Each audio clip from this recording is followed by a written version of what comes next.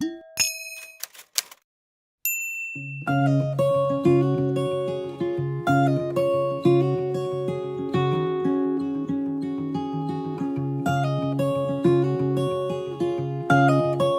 오늘은 사도 요한은 주님께로부터 지팡이 같은 갈대, 곧 막대기 같은 갈대를 받았다라고 말씀하고 있습니다. 갈대란 재는 자라는 말이 있고 표준이 되는 자다라는 뜻을 가지고 있습니다. 예수님은 사도 요한에게 이 갈대를 주시면서 일어나 청량하라라고 말합니다. 청량은 성전 안에서 시작하라라고 말씀하시면서 하나님이 청량하라고 한 것은 먼저 성전이었습니다. 성전은 사도적 교회요, 또 복음 시대의 교회라고 말씀할 수 있습니다. 사도적 교회는 때로 그리스도인의 자신을 가리킨다라고 이 바울은 고린도전서 3장 16절에서 말하기도 합니다. 따라서 우리는 복음을 믿는 자로서 청량할 때 과연 하나님의 성전인 우리 교회, 나 자신인 교회의 온전한 구원의 역사에 들어갈 수 있는지를 생각해 봐야 한다는 것입니다. 하나님이 임재할 수 있도록 거룩하고 깨끗한 모습으로 내가 살고 있는지를 돌아봐야 된다는 것입니다. 두 번째, 제단입니다. 교회의 본질은 그 제단의 중심에 그리스도를 모시고 그분을 위해서 예배 드리는 것이 바로 제단입니다. 제단이 모든 교인들의, 성도들의 중심이 되어서 최고의 위치, 가장 거룩한 위치를 차지하고 있을 때 비로소 그 교회는 참된 하나님의 교회가 되는 것입니다. 세 번째는 경배하는 자, 청량하라고 합니다. 하나님을 경배하는 자를 청량하라면 무슨 의미냐? 좀 더 깊은 의미가 들어있는데, 과연 성도들이 드린 예배와 삶 전체가 복음에 합당한 것인지를 청량해 보라는 것입니다. 자, 우리는 때때로 예배만 드리면 하나님께서 기뻐 받으실 것이라는 오해를 하고 예배 드릴 때가 얼마나 많은지 모릅니다. 우리들은 때때로 예배만 드리면 되는 것을 착각할 때가 있습니다. 하지만 성경은 분명히 하나님께서 삶과 일치하는 예배만을 받으신다라고 마태복음 5장 23절 24절에서 분명히 말씀해 주고 있습니다. 그래서 또한 하나님이 청량하지 말라는 것은 2절에 보면 이 성전 밖의 마당입니다. 2절에 보면 나오는 성전 밖의 마당은 청량하지 말라. 이 성전 밖 마당은 이방인의 뜰입니다. 또 이방인들과 이방 사람들이 왔다 갔다 하는 곳을 말합니다.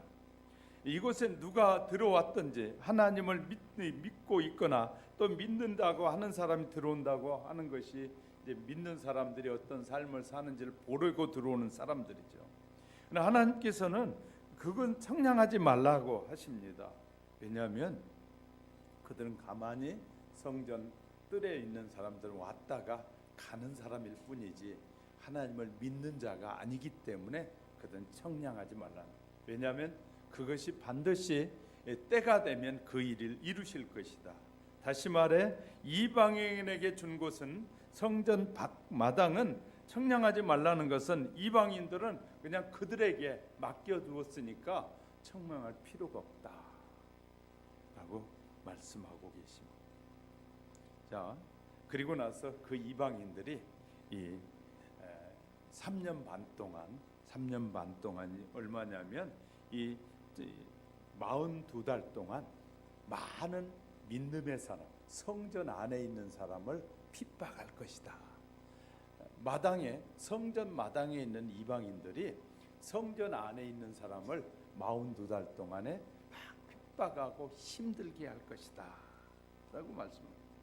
왜 이렇게 청량의 보호권 밖에 두시고 이방인에게 맡겨진 저들을 좋을 대로 그냥 놔두면서 하나님이 어떻게 사용하시는지를 우리에게 말씀해 주고 있는 것입니다.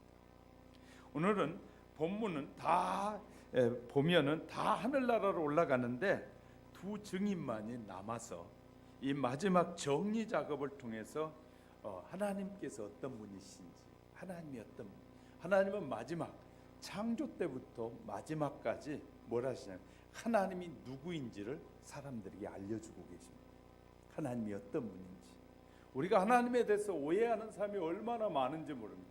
우리를 만드시고 창조하신 하나님이 심판의 자리까지 마지막까지 하나님이 어떤 분이신지를 분명하게 드러내고 계십니다. 우리를 창조하신 하나님은 우리를 마지막 다시 살리셔서 그의 영원한 나라에 들어가기까지 완전하게 그 뜻을 이루시는 분이 하나님이시다. 세상의 그 어떤 신이 그 어떤 지식이 그것을 우리의 인생을 살려서 새로운 세계로 인도하는 것이 아니라 하나님만이 하실 수 있는 분이심을 분명히 드러내 보이기 위함입니다. 하나님께서 증인을 통해서 무슨 일을 하시는지를 오늘도 살펴가는 사이에 저와 여러분은 더 깊은 말씀의 세계 속으로 나아갈 수 있기를 주님의 이름으로 축복합니다. 하나님은 첫 번째 시대마다 필요한 자를 남기셨습니다. 성경 속에서 하나님의 역사를 이끌어 가시는 비밀을 엿보면 우리가 알 수 있는데 하나님의 그때그때마다 그 시대를 위해서 필요한 소수의 남겨진 자를 남기시더라.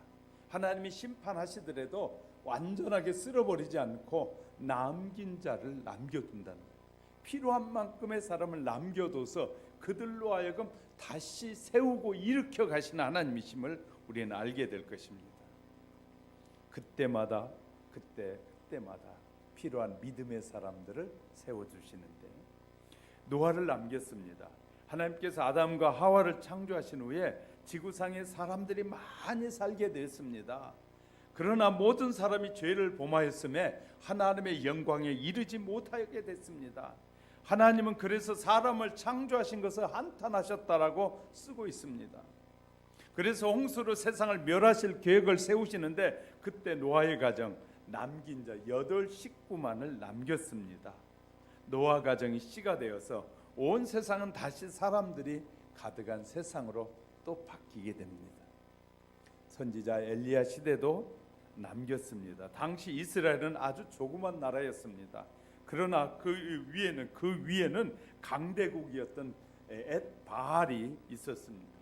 엣바알 왕은 바알이라는 신을 섬겼는데 그 시대는 농경 시대이기 때문에 농경 시대의 신이었던 바알을 섬겼습니다.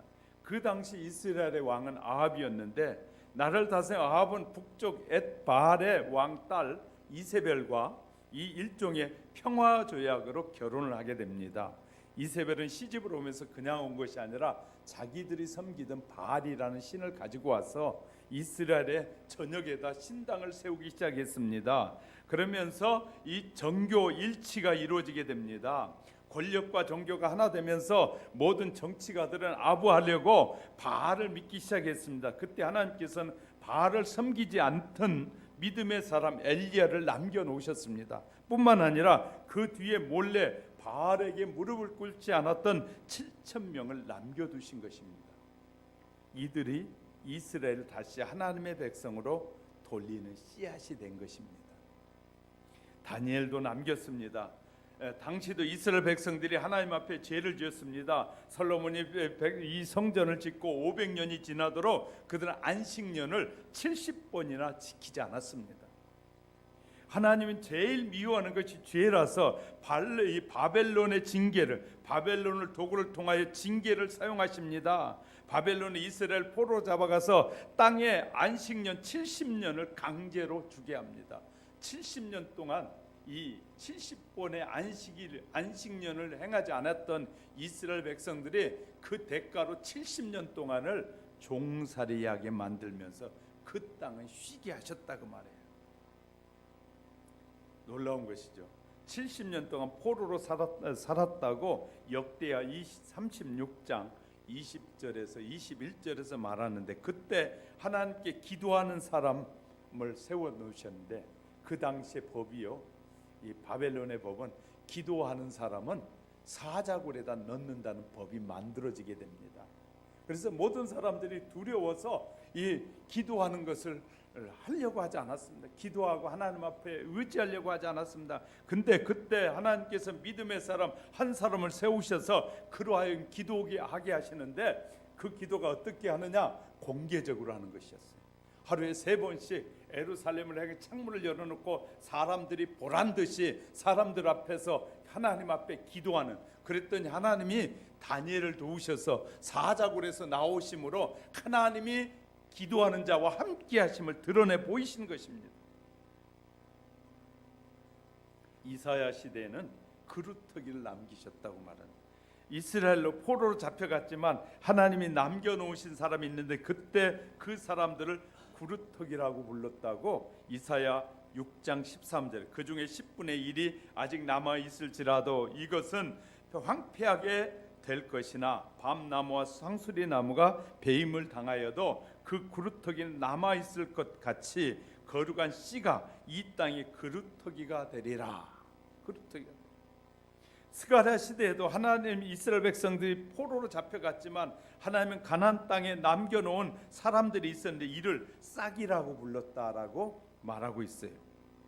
솔로몬이 많은 금을 사용해서 성전을 완성했지만 BC 586년에 바벨론이 쳐들어와서 그 성전을 무너뜨리고 모든 사람들을 포로로 잡아갔습니다. 그때 이스라엘 땅에는 병자 노인 그리고 이 더러운 사람들만, 다시 말해 쓸모없는 사람들만 이스라엘에 남아 있었습니다. 근데 하나님께서는 다시 그들을 통해서 사람들이 볼 때는 쓰레기와 같이 별로 의미가 없는 사람들이지만, 그렇지만 하나님의 손에 붙들리기만 하면 그들이 대단한 군대가 될 수 있고 하나님의 손에 붙들린 그들은 능력 있는 자들이 될 수 있음을 스가랴 6장 12절, 만군의 여호와께서 이같이 말씀하시되 보라, 싹이라 이름하는 사람들이 자기 곳에서 돋아나서 여호와의 전을 건축하리라. 하나님께서 남겨두신 그 그루터기, 그리고 남겨두신 싹이라는 사람들이 이스라엘을 회복시킨다 그 말이에요. 하나님의 나라를 회복시키기 위해서 남겨놓은 사람이 있다. 애굽에서 모세도 남겨놨습니다. 하나님께서 아브라함에게 민족을 이루시겠다고 약속하시기를 하늘의 별과 같이 바다의 모래같이 번성하도록 하나님이 약속하셨어요. 그러나 그때 아브라함이 살고 있었던 가나안 땅의 7 족속들이 살면서 이 아브라함의 사람들을 괴롭히고 있었기 때문에 크게 번성할 수가 없었습니다. 그래서 하나님은 이 애굽을 부하장으로 사용하시려고 아브라함의 자손 70명을 애굽으로 보내서 400년 동안 430년 동안 살면서 200만이 됐습니다. 기하급수적인 인구가 번성하게 되는데 400년간 3만 배라는 기록을 세우게 됩니다. 세상에 70명이 가가지고 430년 동안 살면서 200만이 되는 것은 이 3만 배나 되는 엄청난 기하급수적으로 늘어나게 한 것이죠. 인구가 기하급수로 번성하게 되자 애굽 왕 바로는 이스라엘 백성에게 인구 말살 정책으로 아들을 낳으면 나일강에서 던져 죽이라고 했습니다. 모든 종들은 이 애굽의 왕의 말을 듣지 않으면 죽음만 있을 뿐이라 그때 하나님이 모세를 남기셔서 이스라엘 백성들을 애굽에서 430년 만에 해방시켰습니다. 하나님께서 남겨두신 사람 모세였음을 알 수 있습니다. 세례 요한과 예수님이 이 세상에 태어났을 때도 동방 박사들이 다가와서 헤롯 왕에게 왕이 어디서 났는지를 물었습니다. 헤롯은 자기가 왕인데 이 예루살렘에 새로운 왕이 태어났다고 하니까 별이 언제부터 나타났는지 때를 자세히 물었습니다. 그리고 나서 동방 박사들이 돌아가고 나자 2살 아래 모든 아이들을, 예루살렘 이스라엘에 살고 있는 모든 아이들을 모두 다 죽여버렸습니다. 그런데 그때 2사람을 남겼습니다. 그런 난리 속에 2분을 살려놓으셨는데 한 분은 예수님이시고 한 분은 세례 요한이었습니다. 2분이 복음의 역사를 완성해 가고 계십니다. 세례 요한은 예수님의 길을 예비한 광야의 사람이라고 외치면서 세상 죄를 지고 가는 어린 양을 보라, 예수님을 정확하게 알려준 선지자가 됐습니다. 하나님은 그 시대에 2분을 남겨서 사용하신 것입니다. 오늘 본문에 마지막 휴거 때 2 증인을 남긴다라고 말씀하십니다. 예수님은 언제 오실지 모르지만 꼭 오신다는 것입니다. 예수님의 재림을 믿지 않는 성도들은 하나님의 성도가 아닙니다. 예수님의 나팔 소리와 함께 이 땅에 다시 오실 것입니다. 그때 신부된 우리는 신랑 대신 예수님을 따라 공중으로 휴거하게 될 것입니다. 그때 올라가지 못한 사람이 있다면 슬프고 가슴 아픈 일이죠. 모두 올라가야 할 것입니다. 그런데 그때 하나님께서 일부러 이 땅에 남겨둔 사람이 있다면 놀라지 않겠습니까? 누가 천국으로 가지 않고 이 땅에 사람들을 구원하기 위해서 극심한 환난을 당하며 살아 남겨둘 사람이 될까요? 바로 두 증인이다라고 성경은 말하고 있습니다. 하나님께서는 모든 일을 마무리하는 데까지 마지막까지 정리하여 일하시는 하나님의 그 모습을 우리는 보게 될 것입니다. 그러면서 하나님은 끝까지 사람들을 사랑하심을 본문에서 알 수 있습니다. 우리는 하나님의 사랑이 얼마나 큰지를 본문을 통해서도 발견할 수 있게 될 것입니다. 하나님은 휴거 이후에 두 증인을 남기셨다고 두 번째 말합니다. 계시록에 하나님께서 요한에게 계시로 7인과 7 나팔과 7 대접으로 역사의 종말이 어떻게 이루어지는지를 자세하게 알려주고 계십니다. 7 인은 중에서 하나님께서 하나하나 열고 또 7 나팔 중에서 하나하나를 나팔 소리가 나게 합니다. 그리고 7 대접 중에서 하나하나 땅의 대접에서 붓기 시작합니다. 그리고 역사는 끝나는데 예수를 믿는 성도들이 모두가 하늘로 올라가는 휴거는 어느 때 이루어지는 것이냐? 그 부분 분명하게 두 분에게 하나님께서 가르쳐 주셨다고 하는데 누구에게? 바울과 요한에게. 바울은 이렇게 하나님께서 가르쳐 준 말씀을 고린도전서 15장 51절 52절에서 말합니다. 보라 내가 너희에게 비밀을 말하노니 우리가 다 잠잘 것이 아니요 마지막 나팔의 순식간에 호련히 다 변화되리니 나팔 소리가 나매 죽은 자들이 썩지 아니할 것으로 다시 살아나고 우리도 변화되리라. 역사상 마지막 나팔 7번째 나팔입니다. 그런데 요한은 계시록 10장에서 나팔 소리가 울려 퍼지는데 계시록 10장 7절에 보면 7째 천사가 소리내는 날 그의 나팔을 불려고 할 때 하나님이 그의 종 선지자들에게 전한 복음과 같이 하나님의 비밀이 이루어지리라 하다. 지구상의 하나님의 백성은 모두 하늘로 휴거되어 변화된 몸으로 주님을 영접하게 된다는 것입니다. 그런데 그 하늘 영광에 동참하지 못하고 이때 남겨지는 최고의 고통을 당한 두 증인의 모습이 오늘 11장에서 소개되고 있는 것입니다. 너희들은 올라가지 말고 나를 전하라. 순교당하고 최악의 고통을 당하다가 나의 증인 당하면서 나의 증인이 되라. 말씀대로 두 증인이 있습니다. 다 휴거되어도 남겨준 두 증인이 7년 대환란 중에 후 3년 반 42달 동안 1260일 동안 있게 됩니다. 우리는 3년 반의 환란을 당한 후에 휴거되어지고 두 증인은 그때 3년 반 동안 남아서 그 남은 고난의 시간을 당하다가 마지막에 죽게 된다는 것입니다. 두 증인은 베옷을 입었다고 본문 3절에 말합니다. 내가 나의 두 증인에게 권세를 주리니 그들은 굵은 베옷을 입고 1260일을 예언하리라. 두 증인은 굵은 베옷을 입었어요. 베옷은 특별한 사람이 입는 옷을 베옷이라고 해요. 유대인들도 애통할 때 입는 옷이라고 창세기 37장 33절 34절에서 말씀하고 있습니다. 또 슬플 때 입는 옷이라고 에레미야 6장 26절에서 말씀해주고 있습니다. 베옷은 항복할 때 입는 옷이라고 열왕기상 20장 31절에서 말씀해주고 있습니다. 또 네 번째는 회개할 때 입는 옷이라고 열왕기상 21장 27절에서 말합니다. 두 증인은 굵은 베옷을 입었습니다. 휴거되지 못한 이들을 위해서 애통하며 회개하라는 의미가 여기에 담겨 있는 것입니다. 두 증인은 놀라운 권세도 받았습니다. 하나님을 의지하는 자에게 할 수 있는 능력을 주신다고 계시록 11장 4절부터 6절에서 말하고 있습니다. 두 증인은 하나님이 붙잡고 계십니다. 두 증인을 해하려고 하는 자는 입에서 불이 나와서 그들을 삼켜버릴 것입니다. 불은 말씀을 의미하는데 에레미야 23장 29절에 보면 나 여호와가 말하노 내 말이 불같지 아니하냐라고 그 불이 임하여 그들을 해할 것이라고 말합니다. 두 증인이 기도하면 비가 오지 않았던 엘리야의 능력이 임하고 물을 피로 변했던 모세에게 주었던 능력이 임하는 것입니다. 아무 때든지 원하는 대로 여기저기에 재앙을 내릴 수 있습니다. 분명한 것은 두 증인에게 완벽한 능력을 하나님이 주셨다는 것입니다. 예수님이 베드로에게 하신 말씀이 그대로 이루어졌어요.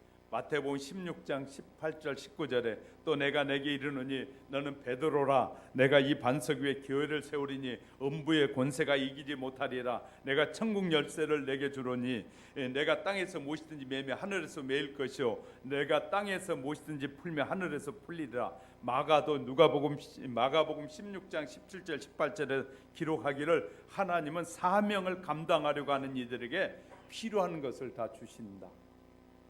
내가 능력이 없어서 하나님의 일을 못해요. 뭐하고 말하는 건 다 핑계라고 성경은 말하고 있어요. 지혜가 부족해요. 뭐가 부족해요? 이것은요 하나님 앞에 다 핑계대는 사람들이. 왜냐하면 하나님은 우리에게 필요한 것 무엇이든지 구하면 하나님의 영광을 위해서 구하는 자는 무엇이든지 다 주어서 그의 일을 하게 하시겠다고 말씀하고 계십니다. 할렐루야. 내가 그건 잘 모르겠는데 못하겠는데 하나님이 기뻐하시는 말이 아니에요. 네가 부족하냐? 너희 아버지께 구하라. 하나님은 우리에게 필요한 모든 것을 언제나 주시길 원하십니다. 하나님은요 우리가 구할 때마다 다 주어서 하나님의 영광을 위하여 살기를 원하십니다. 그런데 자기 욕심, 자기가 가지고 있는 욕심이 있는 것이죠. 그래서 하나님의 일을 하다 보면 자기가 이루고자 하는 그 욕심을 이룰 수 없으니까 하나님의 이 영광을 가리고 자기 욕심을 내세우다 보니까 못한다는 말을 하게 된다. 우린 기억해야 될 것이죠. 두 증인은 순교할 것을 7절에 말해요. 두 증인은 증인을 마치고 순교를 당합니다. 하나님은 사명이 끝나기까지 데려가지 않는다고 말하죠.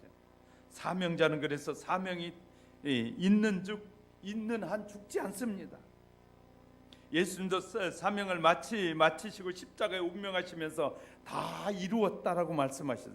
무적경은 마귀가 머무는 처소입니다. 무적경에서 올라온 짐승이 죽였습니다. 전 3년 만에 끝나면서 나타날 적 그리스도가 있음을 말하고 있는 것입니다. 두 증인은 순교 장소를 말씀하는데 8절에 그들의 시체가 큰 성 길에 있으리니 그 성은 영적으로 하면 소돔이라고도 하고 애굽이라고도 하니 곧 그들이 주께서 십자가에 못 박히신 곳이다. 큰 성길이라고 말하고 있어요. 번화한 길거리 사람들이 보는 앞에서 공개 처형하게 된다는 두 증인을, 그 성은 영적으로 소돔이라고 애굽이라고 하는데 소돔은 겉으로는 살기 좋은 곳이고 속은 음란과 죄가 가득한 곳이었습니다. 서울시 외국인들이 와서요, 인천공항에서 차를 타고 이제 리무진 버스를 타고 이 워커힐 호텔이나 가면서 한강가를 쫙 달리잖아요. 그러면 원더풀 코리아, 원더풀 서울 하고 말하거든요. 그런데 서울 안에 밤거리에 가보면 얼마나 죄악이 무성한지. 왜 밤늦게 다니는 것이 좋지 않다는 것은 밤늦게 죄악된 요소들이 가득하기 때문이에요. 그래서 하나님의 성도들은 가능하면 일찍 집에 들어가서 주무시는 게 좋아요. 왜? 밤늦게 돌아다녀 가지고 자기에게 유익을 주는 일이 별로 없어요. 밤늦게 돌아다니면 반드시 자기에게 해가 될 일이 많지 유익된 일이 없다고 말해요. 근데 그 어둠 속을 그냥 조명들이 반짝거리는 그 조명은 하나님이 만든 태양빛 앞에 너무너무 가치 없는 조명이에요. 자, 반짝거리던 모든 조명이 태양이 딱 떠오르면 어떻겠습니까? 빛을 다 없어져 버리죠. 반짝거리는 거 아무것도 볼 것도 없어요. 그런데 어두워지기만 하면 그것이 사람들을 유혹하기 시작합니다. 유혹하기 시작. 반짝거리면서 수많은 사람들의 마음을 유혹해서 넘어뜨리게 하는 것이 조명들이에요. 뭘 좀 알고 살아야 되는데 그 잘 모르면서 영적으로 그런 것이 뭔지 모르니까 자꾸 밤에 나가면 목사님 너무너무 멋있어요, 아름다워요. 영적으로 보면요, 그것은 사망의 길을 향해 가는 것이거든요. 우리가 잘 알아야 됩니다. 소돔이라는 곳이 얼마나 아름답게 꾸며졌든지 사람들이 가면 껌뻑 죽었다는 거예요. 야, 이렇게 아름다운 곳이 있다. 나는 이곳에 살고 싶다. 그런데 그곳이 뭐라고요? 밤이 되면 그것은 죄악이 난무하는 정말 지옥과 같은 곳이었다고 말해요. 이렇게 그런 것이 두 증인이 이렇게요, 큰 성의 길에서 이 순교 장소도 말씀하는데 8절에 그들이 시체가 큰 성 길에 있으리니 그 성은 영적으로 하면 소돔이라고 애굽이라고 하더라. 큰 성길에서 그들이 순교를 당해서 길에 버려지게 된다는 것이 며칠 동안 3일 반 동안 버리게 된다. 두 증인 순교한 이후에 살펴보면 9절 10절에 보면 사람들은 두 증인을 얼마나 이를 갈며 싫어했는지가 소개됩니다. 두 증인을 죽인 그들이 행동을 보며 하는데 시체를 공개적으로 방치했다 그 말이에요. 장례를 치르지 못하게 했습니다. 중동 지역은 지금도 그때 사람이 죽으면 그때나 마찬가지죠. 사람이 죽으면 당일날 장사 지내는 것이 바로 중동의 문화입니다. 왜? 빨리 부패하니까 냄새가 나고 막 썩은 냄새가 나거든. 그래서요, 중동 지역에선 사람이 죽으면 그날 당일날 그 시신을 처리하는 거예요. 우리하고는 좀 다르죠. 그런데 3일 반을 길거리에 버려두었다는 거예요.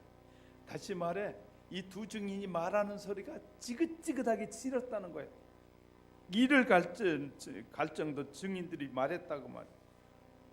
그리고 둘과 기뻐하면서 서로 이 선물을 주고받으면서 축하했다. 왜? 이렇게 이를 갈도록 미운 사람을 죽였기 때문에, 죽어서 이 바닥에 3일 반을 놓았기 때문에. 두 증인은 죽은 이유를 살펴보면 그들을 괴롭게 했다는 거예요. 누구를 괴롭게 했다는 거예요? 예수를 믿지 않는 사람들을 괴롭게, 예수를 믿어도 적당히 믿은 사람을 괴롭게 했다. 두 증인은 바른 소리를 했다 그 말이에요. 회개하라고 외쳤다 그 말이에요. 그리고 바른 증인, 이 두 증인이 죄를 지적했다는 거예요. 아픈 곳을 찔렀다는 거예요. 오늘날 성도들이 주의 종 보고 죄에 대한 얘기를 하지 말라는 거예요. 왜? 죄가 싫대. 죄에 대한 얘기를 듣기 싫다는 거예요. 죄에 대한 얘기 듣기 싫거든 여러분 지옥 갈 겁니다. 저 같은 사람이라도 바른 말 해야지 누가 하겠어. 교회에서 죄에 대한 문제를 말하지 않는 교회는 그건 사탄의 밥이 된 교회입니다. 예수 그 십자가를 말하지 않는 교회는 하나님이 기뻐할 수 없습니다. 우린 죄인입니다. 영원히 그 죄로 죽을 수밖에 없는 우리들입니다. 그런데 죄 얘기를 하지 말라고요? 편하게 살고 싶다고요? 쉽게 살고 싶다고요? 지옥에 가서 영원토록 후회할 일밖에 없는데 내 마음대로 하고 싶다고요? 내 먹고 싶은 거 먹고 내 쓰고 싶은 거 쓰고 내가 살고 싶은 대로 살고 내 개인적으로 살고 그렇게 살고 싶다고요? 지옥에 갈 것입니다. 이렇게 말하니까 싫었다고. 오늘날도 마찬가지. 예배 드리는 거 싫어하고 예배 시간 줄이자고 하고 예배가 뭔지도 모르면서 예배 소중하게 여기지 않는 자들이 있다면 어느 날 타락하게 될 것입니다. 그리고 분명히 통곡하며 이를 갈 날이 올 것입니다.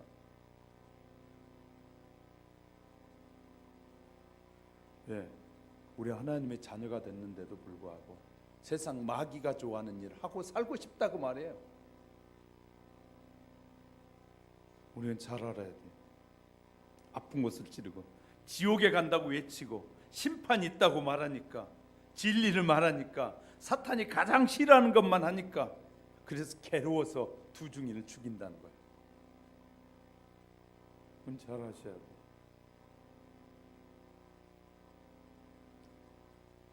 여러분, 우리 교회가 적다고 여러분이 하영교회 별 볼일 없다고 할지 모르지만 주님 앞에 섰을 때 누가 큰 자인가는 알게 될 것입니다. 지금 보이는 것만이 다라고 생각하는 사람이 있다면, 보이게 큰 교회를 세워가지고 멋지게 목회하는 것만이 크게 여겨진다면 여러분 타락한 것입니다. 이 세상에 적은 교회가 많아요, 큰 교회가 많아요. 시골에 그러면 우리 교회 같이 적고 대여섯 명이 앉아드리는 교회가 80%나 되는데 그 교회 종들은 다 그러면 저주받은 종들이에요?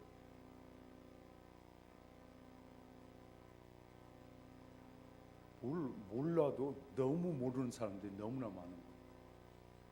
믿음은 성경을 부지런히 읽어봐요.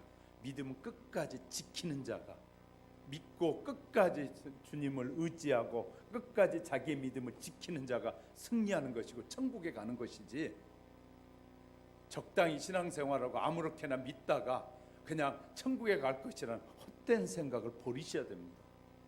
우리는요, 우리의 신앙은 주님의 나라에 갈 때까지 최선을 다해서 예배드리고 마음을 다하고 성품을 다해서 하나님을 기쁘시게 하는 삶이 변화된 진짜 신자예요. 할렐루야. 그러니까 바른 말하면 싫어요. 저는요, 두려워하지 않습니다. 저는 그래서 우리보다 큰 교회 가서 부름받아 설교하라고 하면 저는 분명히 외쳐요. 그렇게 살지 말라고. 하나님이 기뻐하지 않는다고. 지옥에 간다고. 저는 다른 사람이 싫어하든 말든지 나는 하나님만 기쁘시게 하려고 부름받은 자이기 때문에 저는 말해야 돼요. 아무리 저에게 하지 말라고 그래도 저는 말할 거예요. 왜냐하면 제가 부른 사명이 그것이니까. 사명 따라 사는 것이니까. 모든 백성들 족속과 세계 각처에서 이런 사건이 알려지게 될 것입니다. 이 사건은 전 세계 뉴스가 돼서 모든 사람에게 알려지게 될 것이에요. 세계적인 뉴스로 TV와 모든 것이 중계되는 마지막 때가 다가오고 있을 것입니다. 우리는 그럴 때를 지금 준비하는 지혜가 필요할 것입니다. 근데 하나님이 보셔요. 얼마나 놀라운 일을 하시는지. 11절부터 13절에 놀라운 기적이 일어납니다. 죽어서 3일 반이나 길거리에 그냥 내딩고로는 이 시신들에게서 하나님의 생기가 들어가니까 살아나기 시작해요. 사람들이 그렇게 미워하고 자기들의 가슴을 아프게 했던 그 사람을 죽여가지고 완전히 이 대로에다가 버려놓고 그들을 짓밟기도 했고, 그 죽은 것을 보면서 자 네가 살아나봐라 하고 소리 지를 수도 있었을 것입니다. 네가 선지자냐, 네가 하나님의 사람이라고 외쳤느냐 하고 그랬을 것입니다. 그런데 3일 반 만에 하나님께서 그의 코에 생기를 부어넣으시니까 뭐 했다고요? 살아나더라. 우리는요, 하나님만이 하실 수 있는 일이 있다는 것을 기억하셔야 돼요.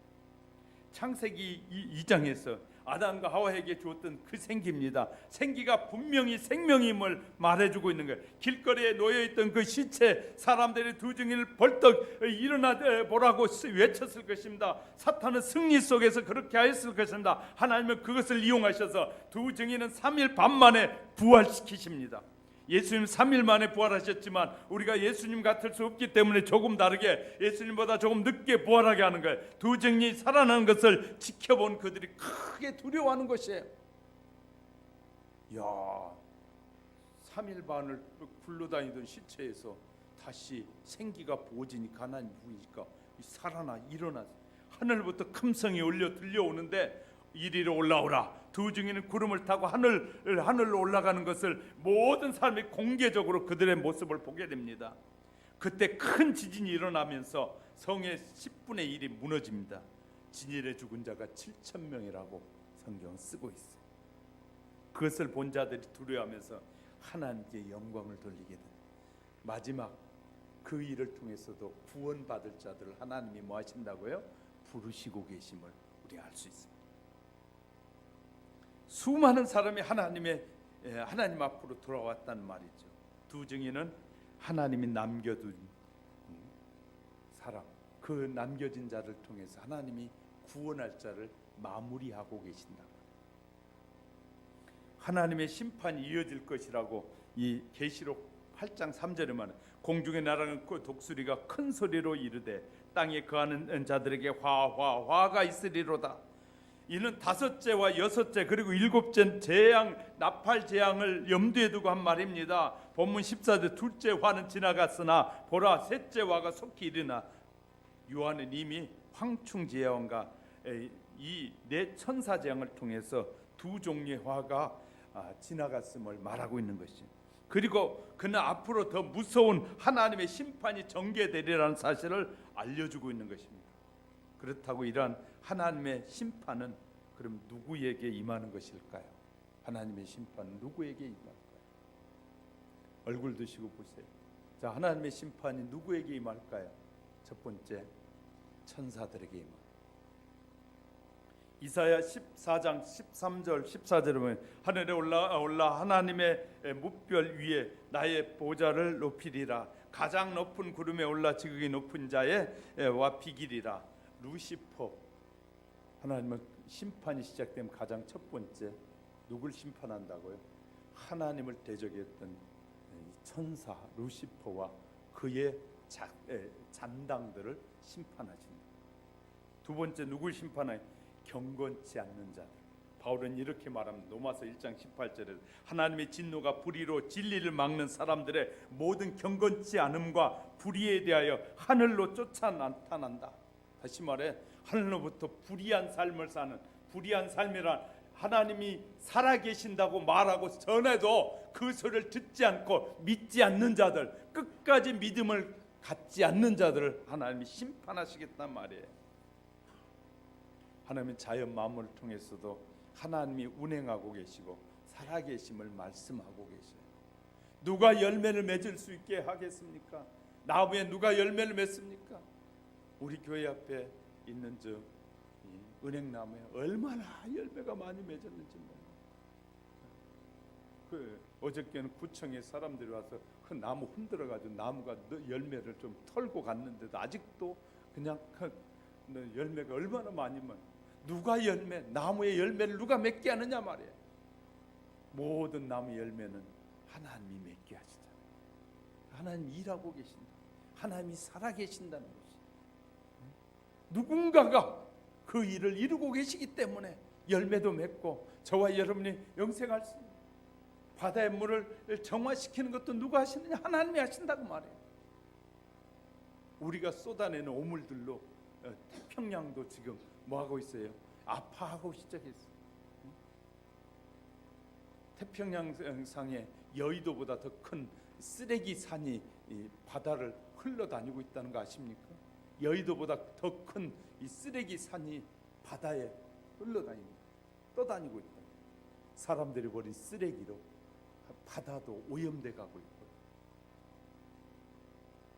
얼마나 핵실험을 많이 하는지 그냥 이 지진이 계속해서 일어날 수밖에.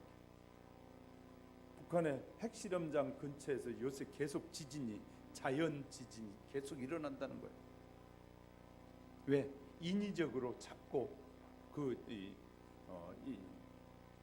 폭발을 하다 보니까 자연 지진도 오고 있다. 이렇게 현대인들은 예수를 죽였다는 말이 아니라 그들을 믿지 않는 것이 죽이는 것과 같은 말이다 그 말. 그러니까 예수님을 믿지 않는 것은 뭐라는 거예요? 곧 하나님의 심판의 대상이 된다. 그래서 이방인들은 가만히 놔두라는 거예요. 왜? 그들은 성전에 이방인의 뜰에 왔다 갔다 하지, 그들이 결국 이 42달 동안에 이 두 증인을 뭐 한다는 거예요? 핍박하고 죽인다는 거예요. 그런데 그 중에서도 하나님 택한 자들을 구원해 내신다는 거예요. 우리가 주님이 오시기 전에 우리가 먼저 갈지 안 갈지 아무도 알 수 없지만 하여튼 우리는 이 환난의 때를 지금 살고 있습니다. 심각한 환난이에요. 요새 컴퓨터가 사람 모형을 만들어가지고 사람 비슷하게 나오고 있잖아요. 인공지능에 거의 사람이 나오기 시작해요. 일본에서부터 일본의 한 이 전자제품 가게는 이 인공지능의 사람 만들어서 돈에 따라서 그 기능이 다른 로봇을 팔기 시작했다. 이제 조금 가면 그 인공지능들이 다 일하게 되면 이제 사람은 사람끼리 치열하게 일자리가 없으니까 한 일이 사람은 일할 일 없으면 뭐 하느냐면 할 일 없으면 하는 일이 있어요. 추하고 더러운 일들밖에 안 하는 거예요. 그래서 자꾸 타락하게 되는 거예요. 여러분 일할 수 있음을 감사해요. 열심히 일하고 저녁에 잘 수 있음을 감사해요. 일하지 않고 쉬어봐요. 하는 짓이 무슨 일인지 남을 비판하고 판단하고 남을 죽이는 일밖에 더 하겠어요. 세상에 초등학생을 데려다가 엄마 만들려고 하는 그런 못된 놈이 다 있는 정신 이상자들이 얼마나 정신 이상자들이 많이 태어나고 있는지 몰라요. 사회가 얼마나 심각해져 가고 있는지 몰라요. 이런 우리의 시대, 그런 걸 보면서 여러분 깨달아지는 것이 없습니까? 방송을, 뉴스는 뭐 때문에 보십니까? 뉴스 보면서 야, 세상이 이렇게 악해져 가는구나, 타락해 가는구나, 그걸 보지 못하고 아, 좋은 일 있구나, 행복한 일이구나, 저런 좋은 일이 있으니까 나도 해봐야지, 그런 생각 드십니까? 그럼 여러분 타락하고 있는 것이에요. 텔레비전 뉴스를 보면서 아, 저렇게 추한 일들이 일어나니 주님이 재림이 다가오구나, 나 믿음을 점검해보고 내가 바르게 살아야지, 더 열심히 믿으며 살아야지, 하나님을 기쁘시게 하며 살아야지, 그런 생각을 가져야지. 나도 따라 해보리라, 저거 참 멋있겠는데, 해볼만 하겠는데, 이런 생각이 든다면 여러분 타락하고 있는 것이. 그리스도인들이 조론을 보면서 하는 말이 아, 늙어서 괜찮겠는데 개떡 같은 소리 하고 있어. 그런 생각 가지면 지옥에 갈 겁니다. 성경의 대법가요? 하나님께서 짝지어 준 건 사람이 나눌 수 없다고 그랬어요. 사람 마음대로 나눠놓고 조론하고 님이 편하게 나 편하게 사는 것이, 그것이 하나님의 뜻이라고요? 제대로 알아야지. 편하게 사는 것이 하나님의 뜻이라고요? 몰라도, 성경을 몰라도 그렇게 무식하게 모르는 사람들이 많은지 몰라요. 그러면 망한다는 거예요. 내가 이런 말 하니까 싫어한다. 그런데 제가 이런 말 할 때 하나님이 얼마나 기뻐하시는지 몰라요. 주님이 너 옆에서 박수 치면서 김 목사 잘한다, 너는 내 종이다, 그렇게 말. 그런데 성도들이 비유나 맞추고 있으면 주님이 옆에서 울고 계셔요. 하나님을 기쁘시게 하는 그 일에 우리는 부름을 받은 사람. 저도 마찬가지고 여러분도 마찬가지입니다. 제가 이런 소리를 통해서 우리가 깨어서 우리 모두 하나님을 기쁘시게 하는 삶으로 나아가기를 원하시는 거예요. 할렐루야. 그리고 영원한 천국에 들어가기를 원하시는 거예요. 말씀을 정리합니다. 불의한 시대 성도들이 해야 될 일이 뭐냐면 진리를 외쳐야 됩니다. 진리를 외쳐야 됩니다. 하나님은 언제나 정의의 편이시며 불의와 불법을 다 한순간에 뭐하지 않는다고요? 용인하지 않습니다. 역사의 종국은 의의 승리지 죄악의 영원한 승리가 없습니다. 죄악은 영원한 멸망이 있을 뿐입니다. 이것은 어느 시대, 어느 환경에서나 변치 않는 절대 진리입니다. 성도들은 마치 하나님의 섭리가 멈춰버린 것처럼 보일 만큼 모순되고 폐허간 역사 속에서 이 진리를 외칠 줄 알아야 됩니다. 누가 뭐라 그래도 하나님의 진리만은 외쳐져야 되는 거예요. 이것이 누가 모든 성도들이 해야 될 일이라면 목사만 해야 될 일이 아니라 말이에요. 우리 모두가 해야 될 일입니다. 요한이 환상 중에서 본 두 선지자의 죄악에 된 인류의 양심을 일깨우기 위해서 진리의 말씀을 외친 사람들이었어요.